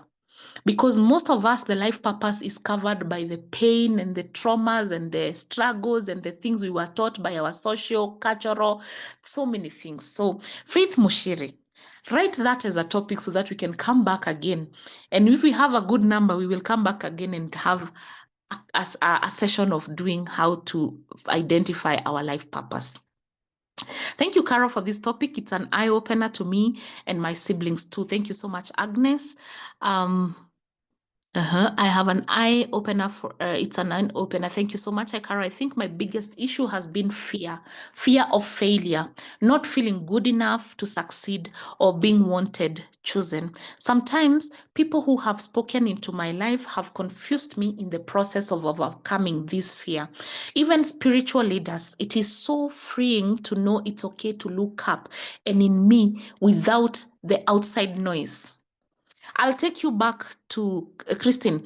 Christine, I'll take you back to one Bible verse. I use the Bible because I'm a Christian and because it's a reference, I'll take you to that he who that is in you is greater than he who that is in the world.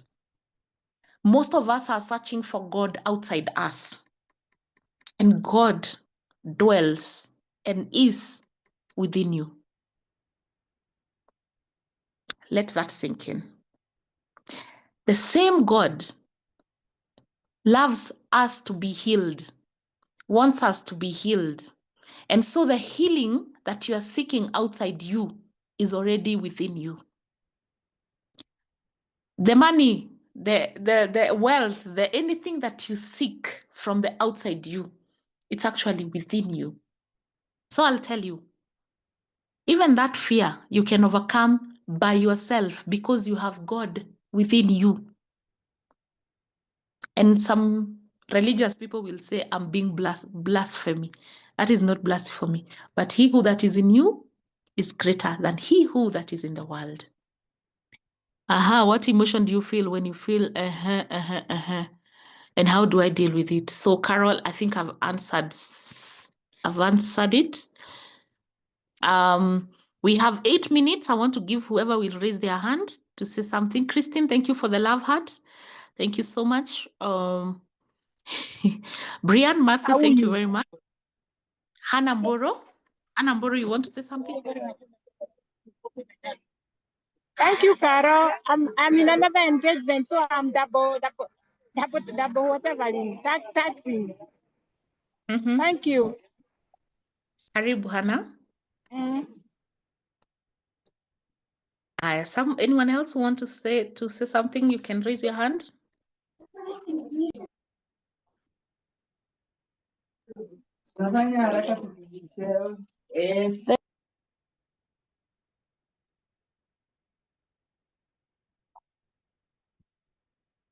Okay. No hands raised, so I will sum this session with questions, which you need to go and sit down with and ask yourself. First of all, it is very okay to feel whatever emotion. Every emotion, if undealt with, finds a place to stay. So ask yourself, what emotions have I refused to face or to sit with? That's the first question.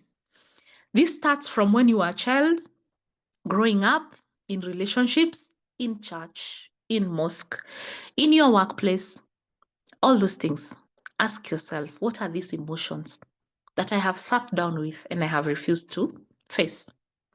Which emotions do I struggle most with? That's the second question. Which emotions do I struggle most with?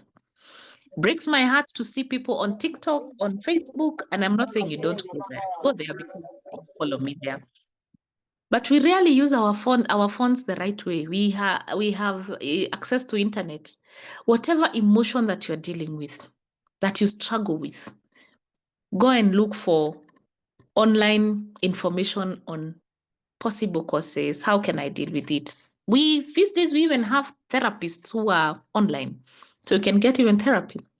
Sit down and accept everyone deals with certain emotions. Remember when we were having this conversation and mics kept being unmute, and I told you if a mic is unmute and there's noise, it distracts me because I sit down, I know if I allow myself anxiety and frustrations might find me because of reasons that I have sat down with, I've explored. I was telling someone how I have studied myself. I studied myself for 3 years. And even now, I still study myself. I take time away.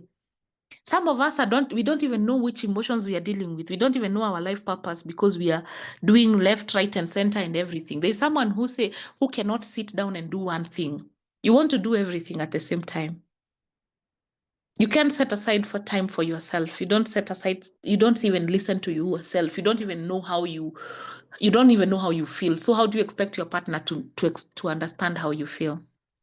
So I always take time away from the world. I shut the world. I shut everyone. I shut everything and I listen to me.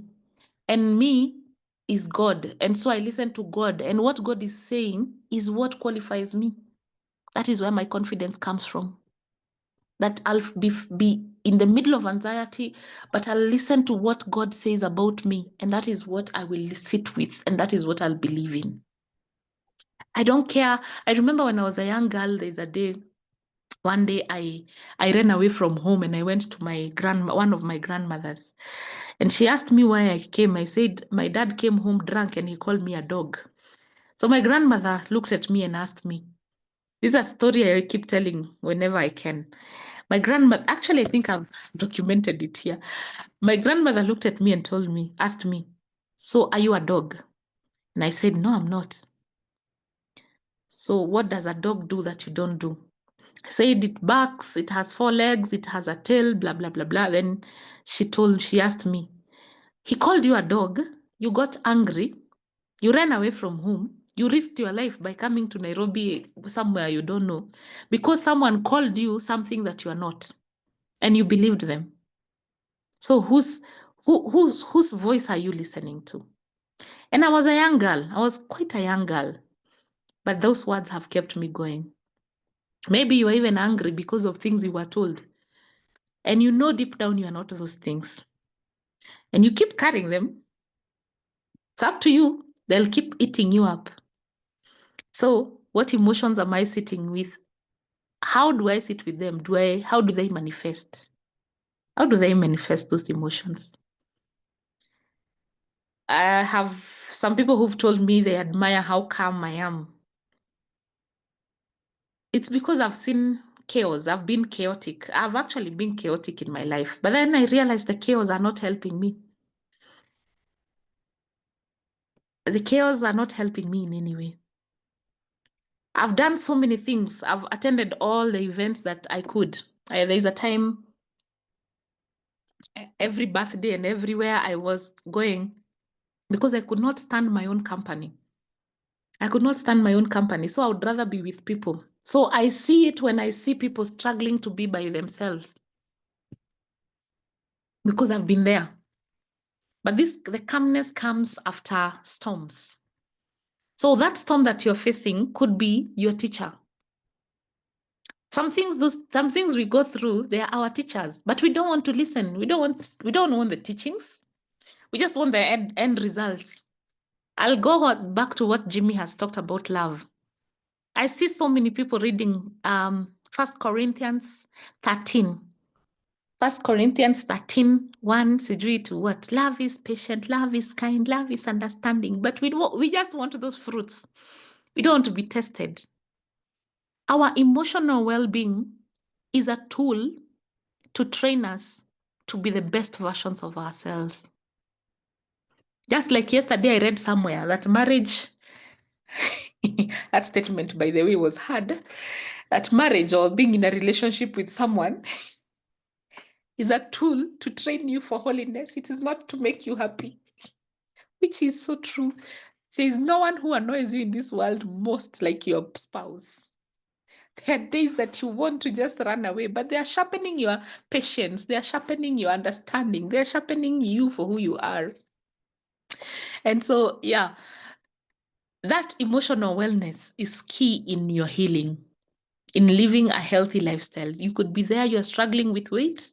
Before you look at the diet, look at your primary foods. What are emotions that you're dealing with? Could be there, you're struggling with whatever disease, high inflammation. Before you run to hospital, ask yourself, what are the emotions that I'm dealing with? Some diseases we are ailing from today, they don't need medication. They just need us to be honest and authentic and aware of the emotional state. Emotional state keeps changing. Can be high, good, bad, ugly, all of them, but nothing lasts forever. So whatever it is that you're handling, handle it with positivity, with gratitude, and with joy and calmness. And always remember there is a supernatural being. Always remember you didn't even create yourself. Remember you don't even own yourself. God owns you. God is within you. Stop looking for God far away from you. I will conclude this. And I hope to see you in our afternoon session when we'll be talking about diabetes. And trust me, we will talk about emotional and spiritual wellness when you're talking about diabetes. So thank you so much for your time. Thank you for spending time with us. Thank you for learning with us. Thank you for sharing your personal experiences. And thank you for being a part and parcel of this My Life Purpose. I was sent specifically for you. My life purpose is specifically for you. And so I want you to tell yourself, thank you. Thank you for all the emojis. I appreciate you. And I remind you that we now have a WhatsApp channel. We have a WhatsApp channel if you would want to join. The beauty about WhatsApp channel, it does not expose your phone number. You just join and that is where we update you, and that's where we can consolidate people from the whole world. So you can ask Annie how to come to the WhatsApp channel. She will share the link. Also, if you're not on our WhatsApp group, you are welcome. This will be our last webinar for the year. Today's webinar will be the last webinar, but before I leave, we have IFNHP graduation, and this year we would want to open it up for you to come and be a part of us, come and see what we have been doing. IFNH is Institute of Functional and Naturopathic Health Practice. Some of you are students, some of you will be graduating, and you have all heard that you need to remind Mary to pray so that the state can get the authority from above. Mary wants to come for her graduation from Germany because she has been a student, a very good student. She actually came for the farm tour. I have seen some of the graduates like Tani from Mary in Cameroon, and she's doing an amazing job. I've been sending her clients. She's healing people. Thank you so much, Tani from Mary from Cameroon. I think I saw Mpoeti somewhere, then she disappeared. Are you still here, Mpoeti from South Africa? Thank you so much. I've seen Salome from Uganda and your team from Kampala, Uganda, and the other parts of Uganda. Thank you so much for all those people who have believed in us, joined our classes. We have learned together. And it's time for graduation. So we will be telling you the dates for graduation. Please keep checking my Facebook page, Carol Your Health Coach. And if you have not liked, please like. Keep checking my Instagram, my TikTok. Keep checking Rejuvenating Nature's Beam, Facebook, Instagram pages. We will update you on the graduation. You are invited. Come one, come all. I understand this year's theme, we will dress like any of R&B's kombucha. Hiya, yeah, start preparing. I don't know how many kombucha flavors you know from R&B. We are dressing like R&B kombucha, any of our kombucha. Well, let me tell you, this is amazing. So if you will not be able to join us for the next session, thank you so much for joining us for this session. And this will be our bye for 2025. And we are praying and trusting that because our life purpose is not yet over, we'll see you in 2026. If you'd want more details on R&B, on the comment section, I've seen my R&B team is on standby. They are here. I've seen their contacts. I've seen Milka from Bamburi, Mombasa. Her contacts are there. Ruiru Kihunguro, Stella from Ruiru Kihunguro at Imani Place is there. Milka in Kirinyaga, Mwea branch is also here. Grace from Eldoret town is also here. Who else did I see? You have been given Annabelle's number. So if you have Milka Bamburi, yes. So if you need any of our R&B products and if you need to talk to someone, Nanyuki branch, Irene, I had not seen you here. Okay, I've seen you, yes, Irene in Nanyuki. So thank you so much. God bless you. God bless you. God bless you. And I love you. Thank you for the time that you've taken to be with us. Annie, over to you. Thank you so much. Thank you, Carol, for the session and for the emotional awareness. We have learned a lot. Mboso was very expectant about the grief topic. Thank you. One thing I can say is I will share the posters that Carol has said about where emotions are stored in our different bodies. I am glad that we've had a lot of people, numbers to up to 80 of us in the session. Thank you for the time. Hope to see you in the next session, and goodbye for now.